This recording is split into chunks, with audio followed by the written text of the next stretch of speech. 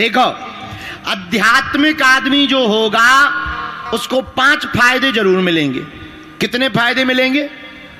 जोर से तो बोलो। क्या बात है, तुम लोग भूखे आए हो क्या? ऐसे दिख रहा है जैसे किसी ने लट्ठे से पीटा हो। नरसिंहपुर वाले ऐसे थे तो नहीं, बदल गए क्या? अच्छा तो सुनो ध्यान से, अध्यात्मिक होने के कितने फायदे हैं? अरे बोलो। अच्छा तो बताओ कौन कौन से, बताओ बताओ। दांत निकाल दे खींचा। लोगों के भी अद्भुत मजे हैं सुनने वालों के। कुछ नहीं करना, आके सबसे आगे बैठ जाना, बाकी का काम गुरु जी का है। संगीत भी सुनाओ, थोड़ा बीच बीच में कथा भी सुनाओ, थोड़ा बीच बीच में ऊंची बात भी सुनाओ। क्या अद्भुत मजे हैं तुम लोगों। अच्छा कोई बात नहीं, अब बैठ गए हो, आध्यात्मिक 5 फायदे हम बता देते हैं। पहला फायदा, जो आध्यात्मिक होगा उसे पहला फायदा आत्मिक संतुष्टि का होगा। किसका होगा? आत्मिक संतुष्टि का। मन एकदम प्रसन्न रहेगा। जो आध्यात्मिक होता है वह संतुष्ट रहता है, क्योंकि उसे पता होता है कि जितना हमने किया है उतना मिल गया, बाकी कितनी भी खुपड़िया घुमा ले मिलने वाला नहीं। ये पहला फायदा। इसलिए आध्यात्मिक आदमी कहता जो प्राप्त है वही पर्याप्त है। आध्यात्मिक होने का दूसरा फायदा, तन और मन दोनों का रिपेयरिंग होता रहता, क्लीन होता रहता। मन भी साफ रहता, तन तो साफ रहती है। वर्तमान समय में लोगों के तन तो साफ रहते हैं, मन खराब रहते हैं। फोटो 2 प्रकार की होती है। बाहर की जो कैमरा से ली जाती है उसको फोटो कहते हैं, एक भीतर की होती है एक्सरे फोटो। बाहर वाली में भीतर का पता नहीं लगता, लेकिन भीतर वाले में पता लग जाता है कि कितने खोखले हो। बोलो सीताराम। यही तो हनुमान जी ने रावण से कहा था। रावण के सामने हनुमान जी खड़े हुए। रावण बोले क्या बंदर? हनुमान जी बोले बोलो 10 कंदर। रावण बोला क्यों, तुम्हें डर नहीं लग रहा? हनुमान जी बोले हमें तो नहीं लग रहा, तुम्हें लग रहा? रावण बोला हमें क्यों डर लगेगा, हमारे सामने तो मौत भी ड्यूटी करती है। और रावण ने मृत्यु को हनुमान जी के बगल में खड़ा कर दिया। अब डरेंगे हनुमान जी? क्यों बंदर, देखा बगल में कौन है? हनुमान जी बोले देख लिया। कौन है? मौत है, मौत। डर नहीं लग रहा? हनुमान जी बोले हमें नहीं लग रहा है। क्यों? बोले मौत खड़ी हमारे बगल में है पर देख तुम्हें रही है। आओ, आओ, खड़ी हमारे बगल में पर देख तुम्हें रही है। तो रावण बोले हमारी तरफ क्यों देख रही? हनुमान जी बोले क्यों, बीपी हाई हो रहा है क्या? नहीं नहीं बताओ क्यों देख रही है? हनुमान जी बोले हमसे पूछ रही है कि अभी हमला करें कि बाद में। अरे तो हनुमान जी तुम्हें डर क्यों नहीं लगता, क्या बात है? हनुमान जी मुस्कुराते हुए बोले भैया जिसके सिर पर सीता राम का हाथ होता है वो फिर लंका में भी शंका नहीं करता है। तो दूसरा फायदा, तन और मन दोनों की क्लीनिंग होती रहती।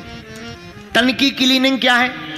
तन गंगा स्नान करते हैं आध्यात्मिक होने से, नर्मदा स्नान करता है व्यक्ति, यमुना स्नान करता है तो तन की शुद्धि होती है। और कथा में आकर के जब बैठता है तो मन की शुद्धि होती है।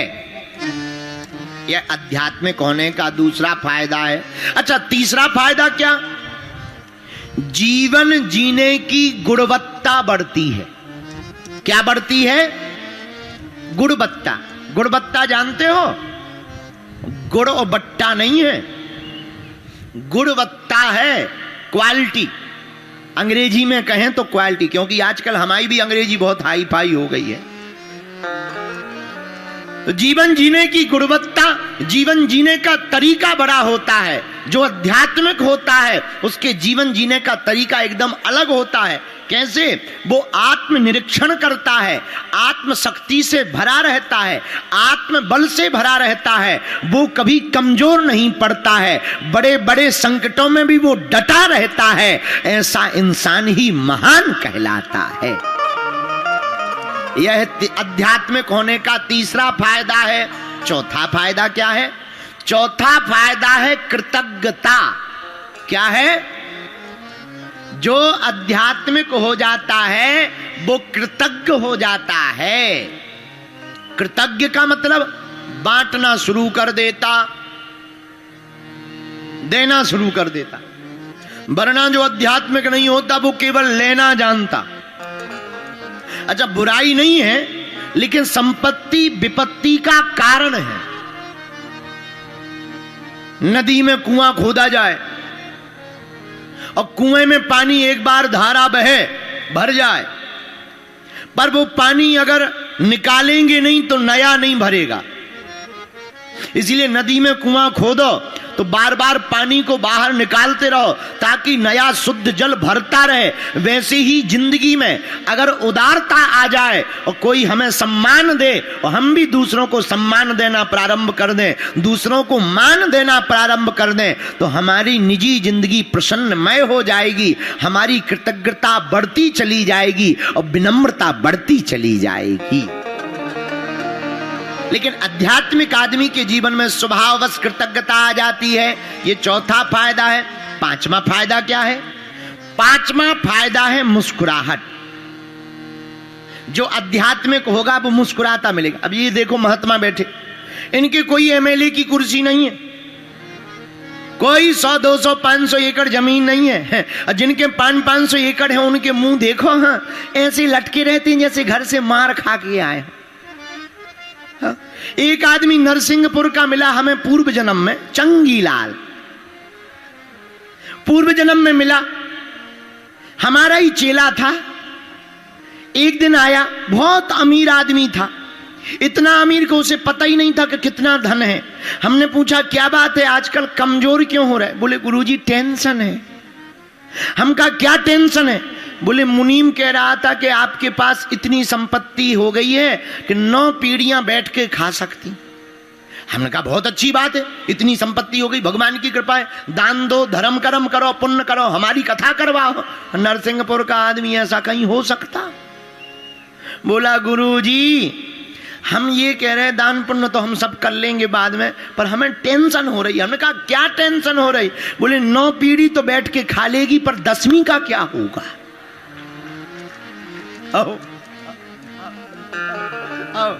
अरे हमका तुम्हारी जय हो, हमका इससे अच्छा तो तुम आत्महत्या कर लो।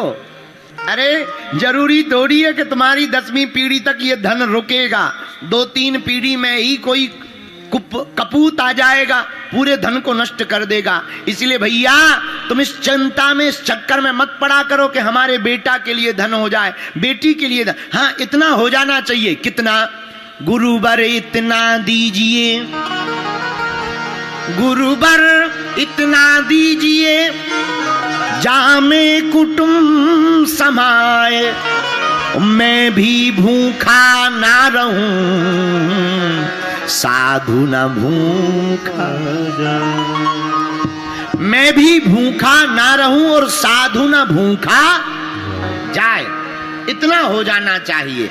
भैया आध्यात्मिक होने का ये 5वां फायदा है। इन महात्माओं के पास संपत्ति नहीं है, इन महात्माओं के पास बड़े बड़े पद नहीं है, बड़ा कद नहीं है, लेकिन इनके पास में मुस्कुराहट है। क्यों? क्योंकि इन्हें पता है माया तेरी बड़ी अजब है राम, माया तेरी बड़ी अजब है राम, सखीरी तेने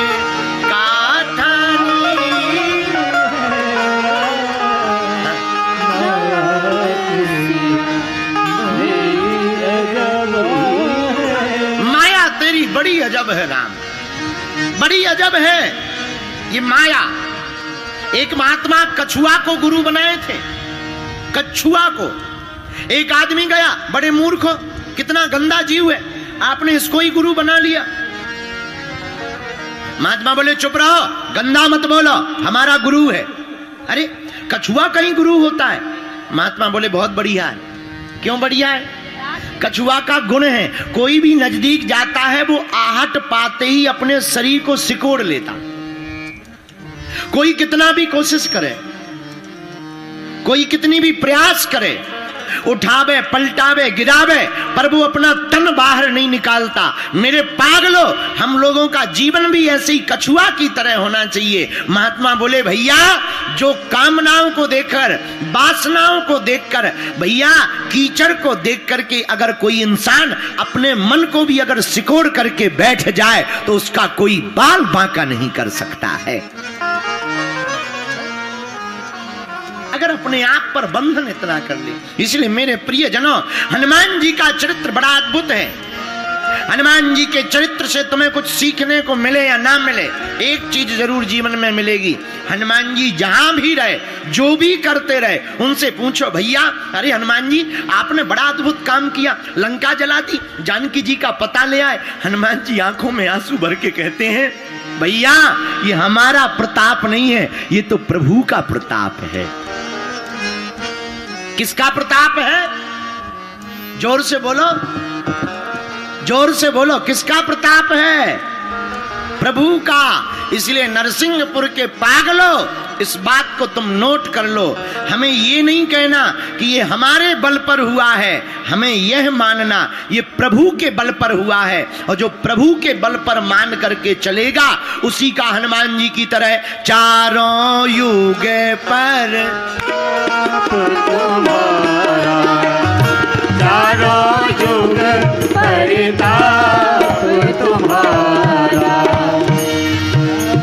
युग परिताप तुम्हारा, चारों युग परिताप तुम्हारा। है परिसीद जगत उजियारा, है परिसीद जगत उजियारा, है परिसीद जगत उजियारा, है परिसीद जगत उजियारा, है परिसीद जगत उजियारा, है परिसीद जगत उजियारा। श्री राम जय राम जय जय राम, श्री राम जय राम जय जय राम, श्री राम जय राम जय जय राम, हाँ। श्री राम जय राम जय जय राम। इसीलिए भैया हनुमान जी का चरित्र स्वीकार योग्य है कि श्री हनुमान जी महाराज रॉल की जिंदगी नहीं जीते। कौन सी जिंदगी जीते? रियल की। कौन सी? अरे बोलो तो।